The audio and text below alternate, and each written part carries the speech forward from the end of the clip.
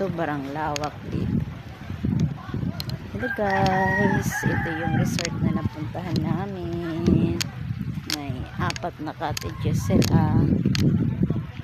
Ganito kalawak yung parking space. Tapos ito naman yung bahay na inakupahan namin. Sa ngayon medyo maulan.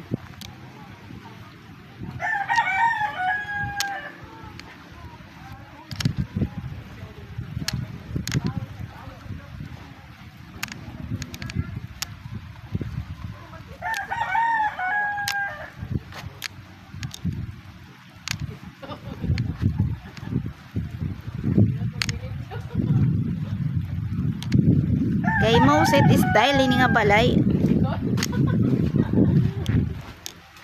Banya may kuig paarayad. Oo, bayan may makasugad akini. May makasawa pa yung foreigner. Bayan makasawa ta kanakin foreigner sa sugarong ko ini. Oo. Mo set style kasi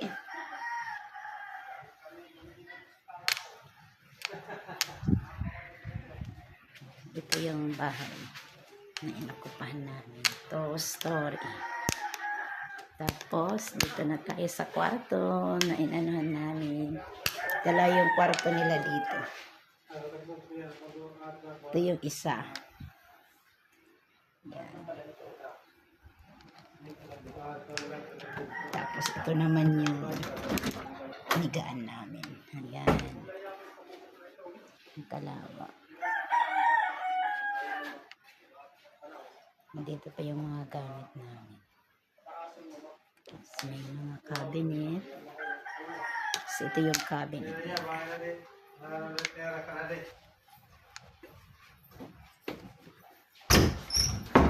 Ano na hira? Anot sapit na misa?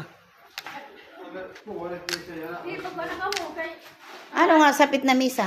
9 ada ikon second mass tapos naman kung ano ikon 10 o'clock mahuman. Basement nila. Tapos naman ko human. Lasunsi naman nga haw. Lasunsi mo kung tira para dito sa uli. Diretso na uli mo tuod. Parang yung pagkakasakto na Yan lang guys. Kung gusto nyo maligo dito sa Sulangan, dito kayo pumunta. Ah, wow!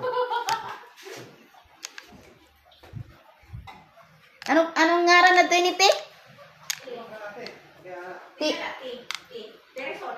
T-Resort yung pangalan.